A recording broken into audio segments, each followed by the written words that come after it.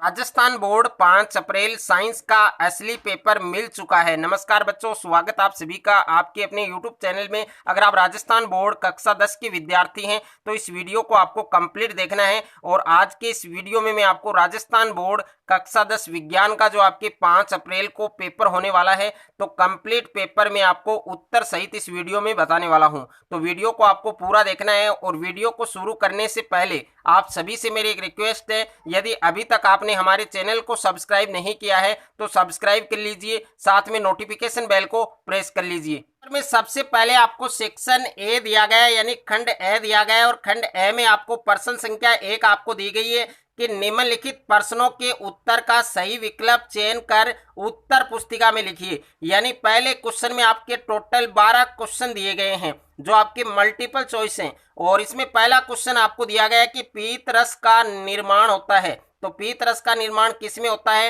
A option में आपको दे रखा है गुद्दा में, और ब में आपके वृक्क में, और स में आपके यकृत में, और द में आपके आहार नाल में। यानी पीत रस का निर्माण है वो आपके यकृत में होता है, यानी लीवर में होता है।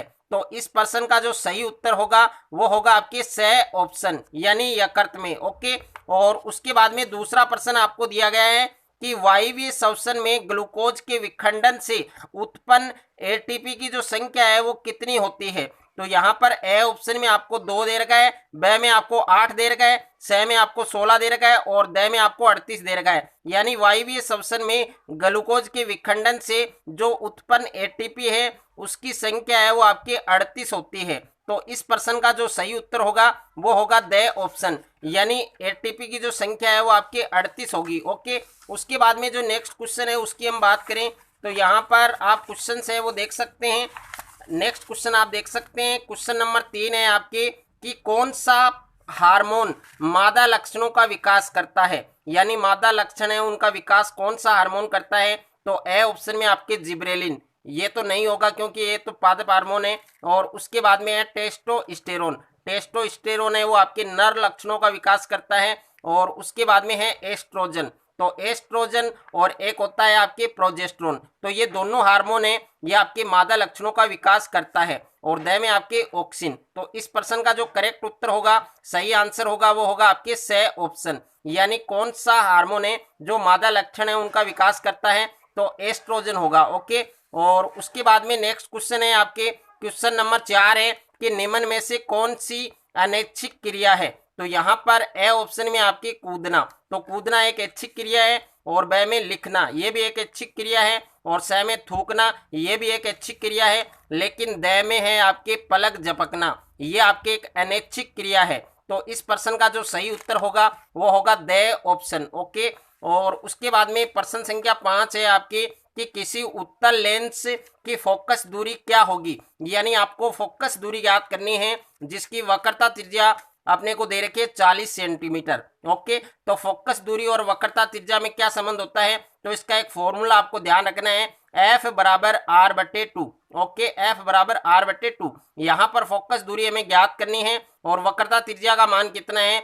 40 सेंटीमीटर। और बट्टे में कितना है? 2। यानी 2 का भाग 40 में कितनी बार जाएगा? आपकी 20 बार जाएगा। तो जो फोकस दूरी है वो कितनी आएगी? आपके 20 सेंटीमीटर। तो इस प्रश्न का जो सही उत्तर होगा वो होगा आपके ए ऑप्शन, यानी ए ऑप्शन है वो इस प्रश्न का करेक्ट आंसर है। और उसके बाद में नेक्स्ट क्वेश्चन है हमारा क्वेश्चन नंबर 6 है आपके कि समतल दर्पण की फोकस दूरी होती है कि जो एक समतल दर्पण होता है, जो एक प्लेन मिरर होता है, उसकी फोकस दूरी है उसका मान कितना होता है?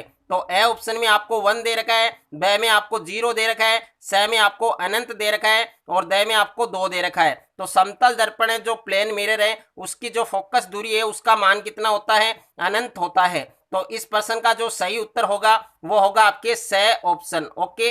और उसके बाद में प्रश्न संख्या 7 है आपके कि विद्युत आवेश का मात्रक है। प्रश्न संख्या 7 आपको दिया गया है कि विद्युत आवेश का मात्रक लिखिए। तो विद्युत आवेश का मात्रक क्या होगा?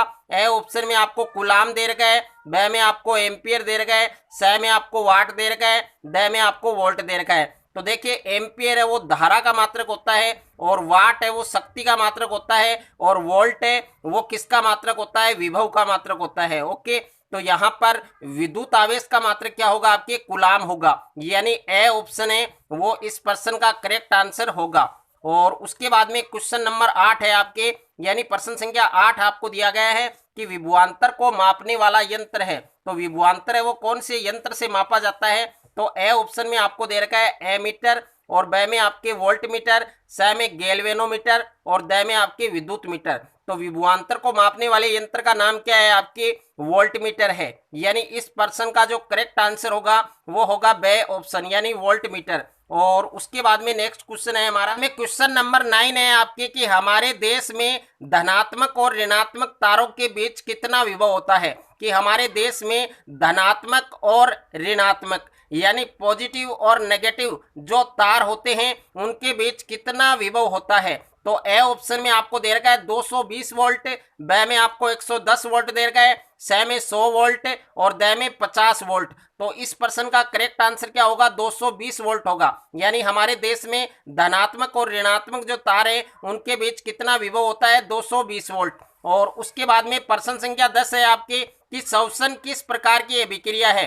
तो श्वसन है वो किस प्रकार की अभिक्रिया मानी जाती है, तो ए ऑप्शन में आपको उष्मा शोषी दे रखा है, ब में आपको उष्मा क्षेपी दे रखा है, स में आपको रेडॉक्स दे रखा है, और द में आपको संयोजन दे रखा है। तो श्वसन यानी सांस लेना है वो कौन सी अभिक्रिया है, तो श्वसन है वो आपकी उष्मा क्षेपी अभिक्रिया है, ओके, यानी एंडोथर्मिक रिएक्शन है। और उसके बाद में यहाँ पर ब ऑप्शन आपका करेक्ट होगा। और उसके बाद में प्रश्न संख्या 11 है आपके कि एसिटिक अम्ल है उसका स्रोत माना जाता है। तो एसिटिक अम्ल है वो कौन से स्रोत में पाया जाता है आपके, तो ए में आपके इमली, यानी इमली में आपके टार्टरिक एसिड पाया जाता है, और ब आपके सिरका, और स संतरा है, संतरा में आपके सिट्रिक एसिड पाया जाता है, और द आपके नींबू, ओके। तो यहाँ पर एसिटिक अम्ल का स्रोत क्या है, आपके सिरका, यानी ब ऑप्शन इस प्रश्न का करेक्ट आंसर होगा, यानी सिरका में एसिटिक अम्ल पाया जाता है। और उसके बाद में नेक्स्ट क्वेश्चन है हमारा, कौन सी अधातु द्रव अवस्था में पाई जाती है,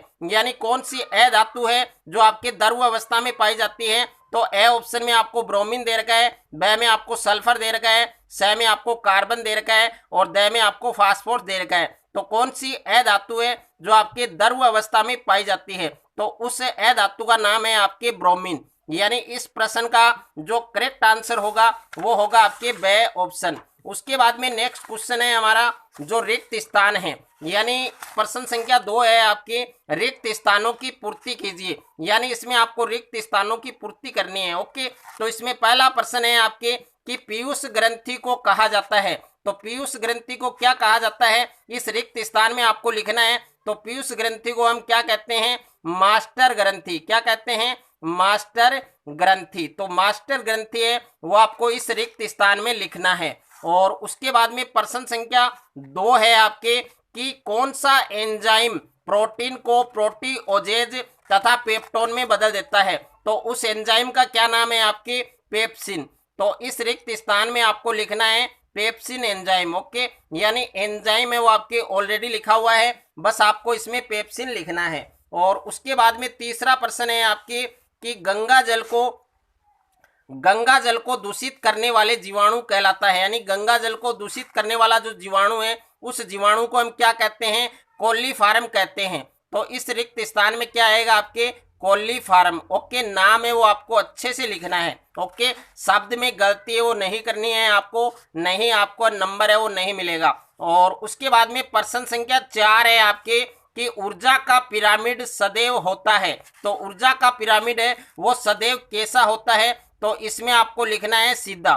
ऊर्जा का पिरामिड है वो सदैव कैसा होता है, सीधा होता है, ओके। तो इसमें आपको सीधा लिखना है। और उसके बाद में प्रश्न संख्या 5 है आपके कि कौन सा लेंस है जिसको अपसारी लेंस कहा जाता है, यानी किस लेंस को अपसारी लेंस कहा जाता है। तो अवतल लेंस को क्या कहा जाता है, आपके अपसारी लेंस कहा जाता है। और अभिसारी लेंस किस लेंस को कहा जाता है, उत्तल लेंस को। तो इसमें आएगा आपके अवतल, ओके, अवतल लेंस आएगा, ओके, यानी नाम आपको सही लिखना है अवतल, यानी अवतल लेंस को अपसारी लेंस कहा जाता है। और उसके बाद में प्रश्न संख्या 6 है आपके कि 1 किलोवाट घंटा, उसके बाद में रिक्त स्थान दिया गया है जूल के बराबर होता है, यानी 1 किलोवाट घंटा कितने जूल के बराबर होता है। तो इसमें संख्या आपको लिखनी है 3.6 और गुणा 10 की पावर 6। ओके, यानी 1 किलोवाट घंटा एक यूनिट है, वो कितने जूल के बराबर होता है? 3.6 गुणा 10 की पावर 6 जूल। ये आपको इस रिक्त स्थान में लिखना है। और उसके बाद में प्रश्न संख्या 3 आपको दिया गया है कि निम्नलिखित प्रश्नों के उत्तर एक शब्द या एक पंक्ति में दीजिए। यानी एक शब्द में या एक पंक्ति में आपको इनके उत्तर है वो लिखने हैं। ओके, तो यहाँ पर पहला प्रश्न आपको दिया गया है कि रक्तदाब यानी ब्लड प्रेशर मापने वाले यंत्र का नाम लिखिए। तो रक्तदाब मापने वाले यंत्र का नाम है आपके स्फाइग्नोमेनोमीटर। ओके, या रक्तचाप मापी, ये भी आप लिख सकते हैं। और उसके बाद में दूसरा प्रश्न है आपके कि फलों को पकने में कौन सा पादप हार्मोन सहायक है? तो फलों को पकने में कौन सा पादप हार्मोन सहायक है? तो इसमें कौन से पादप हार्मोन का नाम लिखना है आपको? इथाइलिन। ओके, यानी इथाइलिन जो पादप हार्मोन है वो फलों को पकने में सहायक होता है। और तीसरा प्रश्न है आपके कि रेफ्रिजरेटर में कौन सी गैस भरी जाती है? रेफ्रिजरेटर होता है, उसमें कौन सी गैस भरी जाती है? तो इसमें आपको लिखना है फ्रीऑन गैस। क्या लिखना है आपको? Freon gas. और फ्रीऑन गैस को हम CFC भी कहते हैं, यानी क्लोरोफ्लोरोकार्बन भी कहते हैं। ये एक प्रकार की गैस है जो रेफ्रिजरेटर में भरी जाती है। और उसके बाद में प्रश्न संख्या 4 है आपके कि कट्टा जल संग्रहण तकनीक कौन से राज्य में प्रचलित है? तो कट्टा जल संग्रहण तकनीक है वो आपके कौन से राज्य में, कौन से स्टेट में प्रचलित है? तो उस राज्य का नाम आपको क्या लिखना है?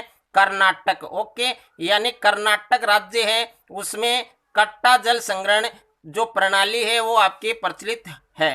तो इसमें आपको कर्नाटक लिखना है। और उसके बाद में प्रश्न संख्या 5 है कि टिम्बर का दूसरा नाम क्या है? तो टिम्बर का दूसरा नाम है आपके इमारती लकड़ी।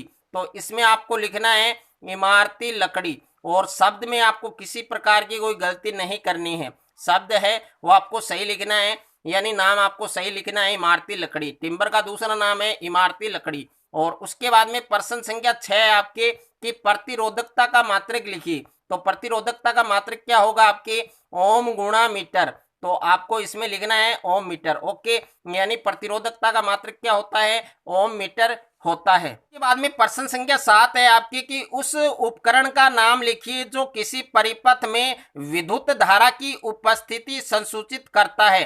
तो उस उपकरण का नाम क्या होगा आपके? गैल्वेनोमीटर। ओके, तो इसमें आपको लिखना है गैल्वेनोमीटर। गैल्वेनोमीटर है वो इसका आपके सही उत्तर होगा। यानी उस उपकरण का नाम क्या है? गैल्वेनोमीटर है, जो किसी परिपथ में विद्युत धारा की उपस्थिति संसूचित करता है। और प्रश्न संख्या 8 है आपके कि विद्युत धारा द्वारा प्रदत्त ऊर्जा की दर का निर्धारण कैसे किया जाता है? तो विद्युत धारा द्वारा प्रदत्त ऊर्जा की दर का निर्धारण किससे किया जाता है? विद्युत शक्ति के द्वारा।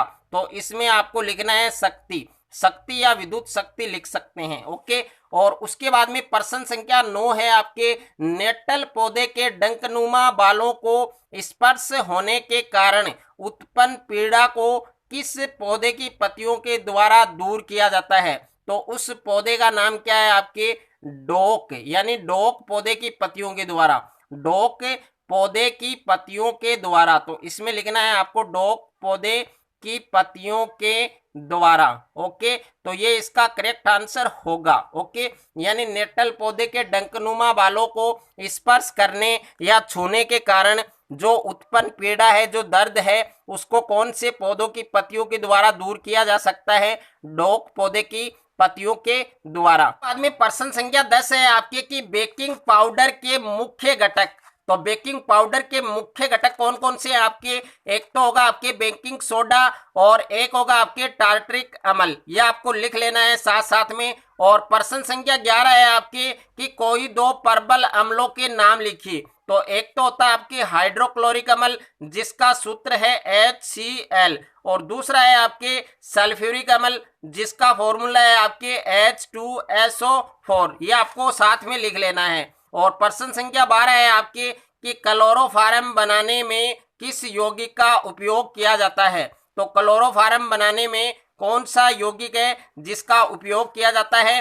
तो उस यौगिक का नाम है आपके विरंजक चूर्ण। क्या नाम है इसका? विरंजक चूर्ण, यह आपको नाम लिखना है। ओके, यानी क्लोरोफॉर्म बनाने में कौन से यौगिक का उपयोग किया जाता है? विरंजक चूर्ण का। और उसके बाद भी सेक्शन बी है यानी खंड ब है, और खंड ब में प्रश्न संख्या 4 है आपके कि हमारे अमाशय में अम्ल की भूमिका लिखिए। तो हमारा जो अमाशय है उसमें अम्ल की भूमिका आपको लिखनी है। और प्रश्न संख्या 5 है आपके आर्क्योप्टेरिक्स किस जीवों की संयोजन कड़ी का उदाहरण है? यानी आर्क्योप्टेरिक्स है वो कौन कौन से जीवों की जो संयोजन कड़ी है उसका उदाहरण है? तो इसमें एक तो आएगा आपके पक्षी और एक आएगा आपके सरीसृप। यानी पक्षी और सरीसृप है उसकी जो संयोजन कड़ी है उसका नाम होता है आपके आर्क्योप्टेरिक्स। तो इसका जो सही उत्तर है वो आपको लिखना है पक्षी और सरीसृप। और उसके बाद में प्रश्न संख्या 6 है आपके यानी जीवाश्म किसे कहते हैं? तो इसमें आपको जीवाश्म की परिभाषा बतानी है। और प्रश्न संख्या 7 है आपके कि पारितंत्र में अपमार्जकों की भूमिका लिखिए। तो पारितंत्र में जो अपमार्जक हैं, जो डिटर्जेंट्स हैं, उनकी क्या भूमिका होती है? और प्रश्न संख्या 8 है आपके आवर्धनता किसे कहते हैं? यानी आवर्धनता की आपको परिभाषा लिखनी है। और प्रश्न संख्या 9 है आपके कि जूल का तापन नियम लिखिए। तो इसमें आपको जूल का तापन नियम है वो लिखना है। और प्रश्न संख्या 10 है आपके कि किसी चालक तार का प्रतिरोध है वो किन किन कारकों पर निर्भर करता है, उनके नाम लिखिए। तो किसी चालक तार का जो प्रतिरोध है वो कौन कौन से फैक्टर्स को, कौन कौन से कंडक्टर को डिपेंड करता है, उनके आपको नाम लिखने हैं। और प्रश्न संख्या 11 है आपके विद्युत मोटर का नामांकित चित्र बनाइए। इसमें आपको जो विद्युत मोटर है, सरल विद्युत मोटर है, उसका नाम, जो उसका नामांकित चित्र है वो इसमें आपको बनाना है। और प्रश्न संख्या 12 है आपके आयनिक यौगिकों के कोई दो गुण धर्म लिखिए। यानी जो आयनिक यौगिक हैं उनके कोई दो गुण आपको लिखने हैं। और प्रश्न संख्या 13 है आपके रेडॉक्स अभिक्रिया को परिभाषित कीजिए। यानी रेडॉक्स अभिक्रिया की परिभाषा लिखनी है और साथ में इसके एग्जाम्पल भी आपको लिखने हैं। यानी इसकी जो रासायनिक अभिक्रिया है वो भी लिखकर आपको बतानी है। और प्रश्न संख्या 14 है आपके धातु को उसके ऑक्साइड से प्राप्त करने के लिए किस रासायनिक प्रक्रम का उपयोग किया जाता है? यानी धातु को उसके ऑक्साइड से प्राप्त करने के लिए कौन सा रासायनिक प्रक्रम है जिसका उपयोग किया जाता है? तो उस रासायनिक प्रक्रम का नाम है आपके अपचयन होगा। क्या होगा? अपचयन। तो इसमें आपको लिखना है अपचयन। ओके। और उसके बाद में प्रश्न संख्या 15 है आपके तांबे के विद्युत अपघटनी परिष्करण का नामांकित चित्र बनाइए। इसमें आपको तांबे का जो विद्युत अपघटनी परिष्करण है उसका नामांकित चित्र बनाना है। और प्रश्न संख्या 16 है आपके एक्वारेजिया क्या है? यानी एक्वारेजिया की आपको परिभाषा बतानी है। अगर किसी क्वेश्चन में आपको डाउट है, उसके आंसर में डाउट है, और तो आप हमें बता सकते हैं कमेंट करके। ओके। और उसका जो आंसर है या तो आपको व्हाट्सएप ग्रुप में मिल जाएगा या आपको टेलीग्राम ग्रुप में मिल जाएगा। और टेलीग्राम ग्रुप और व्हाट्सएप ग्रुप की लिंक है उसका आपको डिस्क्रिप्शन में उसकी लिंक मिल जाएगी, तो वहां जाकर उन ग्रुप को आप ज्वाइन कर सकते हैं। उसके बाद में खंड 6 है और खंड 6 में प्रश्न संख्या 17 है आपके कि धमनी और शिरा में अंतर लिखिए। यानी धमनी और शिरा में आपको अंतर लिखना है। और अथवा में प्रश्न दिया गया है कि वायवीय और अवायवीय श्वसन में अंतर लिखिए। तो इनमें एक क्वेश्चन आपको करना है। ओके। और उसके बाद में नेक्स्ट है आपके क्वेश्चन नंबर 18।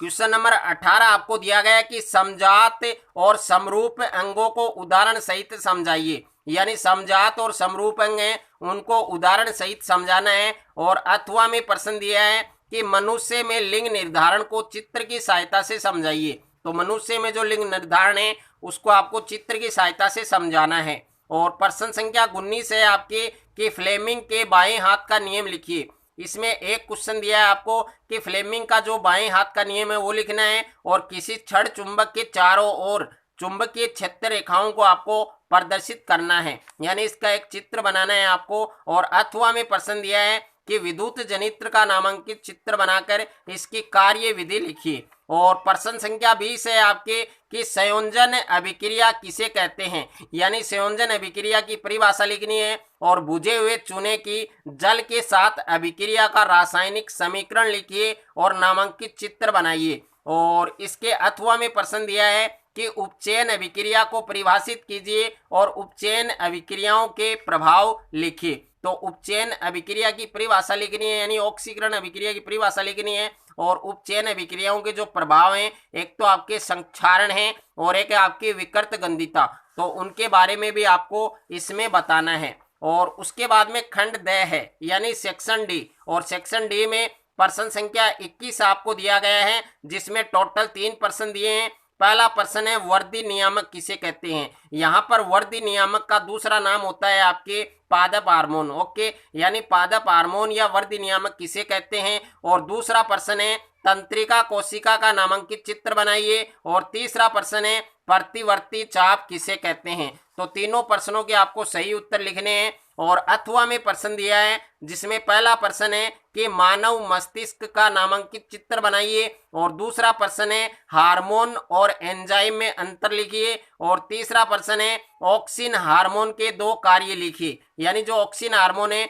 उसके 2 कार्य भी आपको बताने हैं। और प्रश्न संख्या 22 है, जिसमें पहला प्रश्न दिया गया है कि उत्तल दर्पण और अवतल दर्पण के उपयोग लिखिए। और दूसरा प्रश्न है आभासी प्रतिबिंब और वास्तविक प्रतिबिंब में अंतर लिखिए। और तीसरा प्रश्न है लेंस की क्षमता से क्या अभिप्राय है, यानी लेंस की क्षमता है उसको आपको परिभाषित करना है। और इसके अथवा में प्रश्न दिया है आपको, जिसमें पहला प्रश्न है कि अवतल दर्पण की मुख्य फोकस को परिभाषित कीजिए। और दूसरा प्रश्न है अपवर्तन के नियम लिखिए। और तीसरा प्रश्न है एक उत्तल दर्पण की फोकस दूरी 20 सेंटीमीटर है, इस दर्पण से 25 सेंटीमीटर दूर रखी वस्तु के प्रतिबिंब की स्थिति क्या होगी, यानी इसकी स्थिति आपको ज्ञात करनी है। और प्रश्न संख्या 23 है आपके कि धातु व अधातु में 4-4 अंतर लिखिए, यानी धातु और अधातु में 4-4 अंतर लिखना है। और अथवा में प्रश्न है